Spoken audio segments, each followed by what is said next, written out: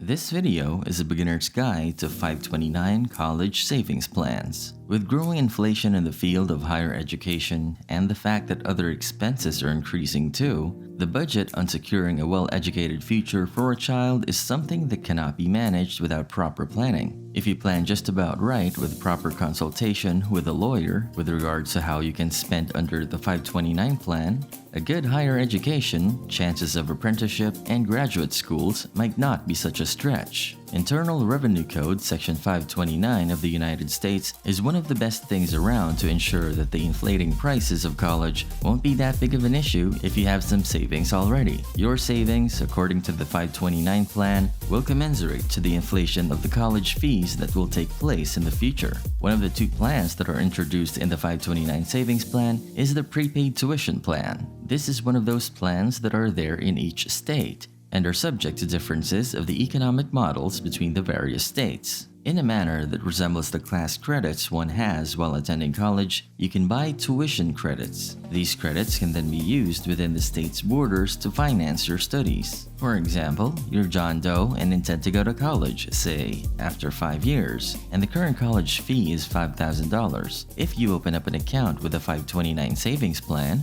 you can deposit $5,000 there and buy the college credits for the future right now. So even if the college fee skyrockets to $500,000 in 5 years, the $5,000 that you deposited in the 529 savings plan will ensure that you can study the course. The other of the plans that is included in the 529 plan is the Education Savings Plan. It is more or less direct and doesn't take a lot of time to follow. Under this specific plan, you can also deposit some money for a child of yours or a relative or any other person who you might want as a beneficiary. This will help the money appreciate. Later, you can apply these to a wide spectrum of costs. One thing that is of the highest importance is to note that the 529 plans, which are also known as college savings accounts or 529 plans, fall under the remits of the law of each state. This law varies according to each state, and the various versions of the same law might be subject to limitations, rules, and regulations, as well as tax benefits that are existent in that state. The only point that comes into play is that the state's program is in accordance with the Internal Revenue Service criteria for being a 529 plan. Before we delve further into the 529 plan, we would like to let you know that our efforts to better the lives of people through knowing about economics or other areas of life come to you for free. All we ask for in return is to send us a like if you find our videos to be informative and helpful. Subscribing to our channel will notify you of any other videos we publish. If you hit that notification button, you are not going to miss out on other materials we are ready to present. Okay, now let's get into some other things about the 529 College Savings Plan. Eligibility for a 529 plan? The answer to the question who exactly is eligible for the 529 College Plan is not difficult at all. All you need to be is a resident of the United States of America. In addition, you also need to possess a valid social security number and that you can't be a minor. You have to be above 18 years of age. If you are someone who checks all the aforementioned conditions, you are eligible for a 529 plan. However, it is also worth mentioning that the person you are marking as your beneficiary should also be a permanent resident of the United States of America.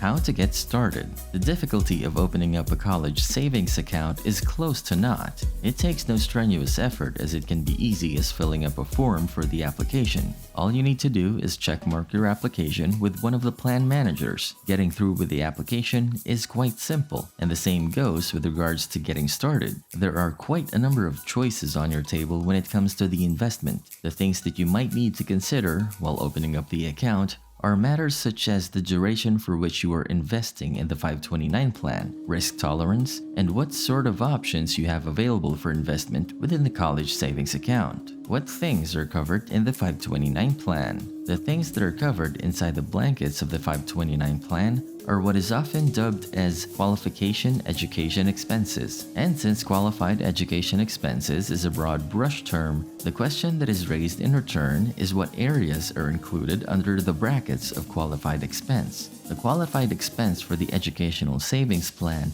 and prepaid tuition plan are quite different. For the former, qualified expenses encompasses things such as stationery and other supplies one associates with schooling, college tuition or room along with the board expenses, as well as tuition costs related to the publicly supported school grades prior to a college. The latter of the plan, the prepaid tuition plan, is restricted exclusively to the tuition. Irrespective of which plan you choose from the two mentioned above, the 529 plan makes room for the beneficiary to be covered for $10,000 per year maximum. As with any law, what things can be covered or not by the 529 college plans change or evolve over time.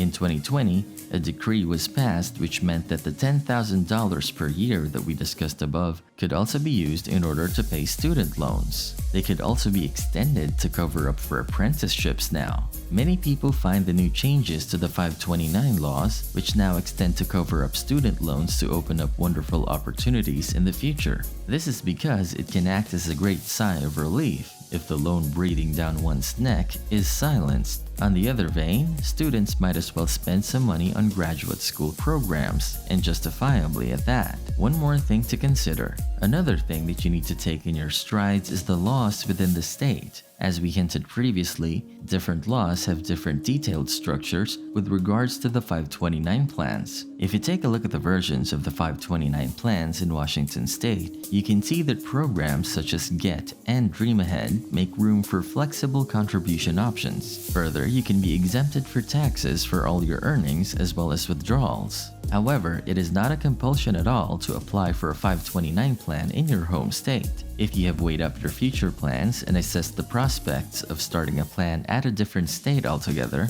that will work out well too. Some plans allow the residents of a particular state to reap more benefits than the people from other states though. There are many rules under 529 savings plan. One of the reasons we plead you to consult someone well versed in the legal affairs of the 529 savings plan is because we want you to know that there are many rules under the 529 plans and its promises of tax exemption in some cases. The law is quite explicit as to what it wants out of the state, as well as the customer, in order to reap the benefits of a tax-free appreciation, which are a part of the investment. The following are the requisites for the account to be eligible for a special tax treatment. You need to make sure that the account is under the state's 529 plan. No contributions to the account in the form of stocks, securities, or other business interests will be accepted. You can only make cash contributions to the account. There is an established upper limit on the amount of money that can be put in the account. You cannot use the 529 college savings account that you have opened up as collateral or security.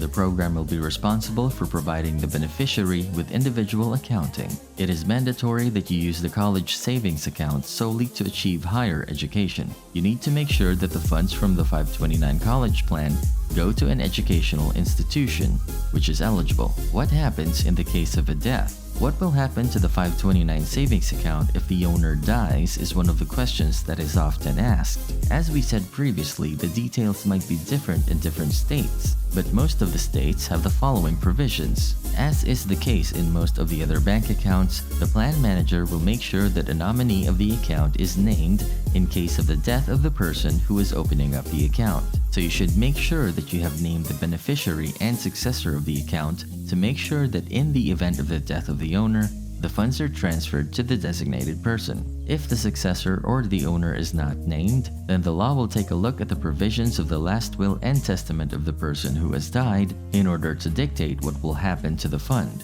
In some of the states, if the person has died without a will, the law states that half of the money goes to the spouse. The rest will be equally proportioned out between the children. Fees structure. There are certain fees that the account owner has to bear if he or she is looking to open a 529 college savings plan. This will cover up the monitoring and administrative charges of the account. One of the fees that you will have to pay annually or quarterly is the account maintenance fees, which is self-explanatory. The plan manager of the account generally charges what is known as the asset-based management fee. This is generally the compensation that the manager expenses for creating the investment along with maintaining it.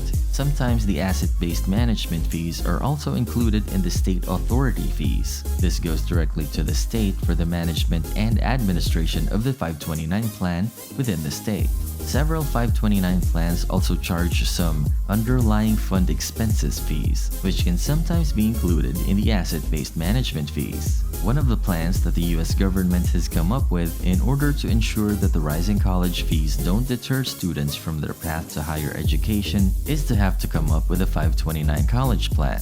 Despite the fact that opening up such an account is quite simple, you should take a look at the state laws and also pay attention to other intricacies of the details of a 529 plan. Further, you should look for options if you are looking to apply for higher education in a state which is different from the one you're living in.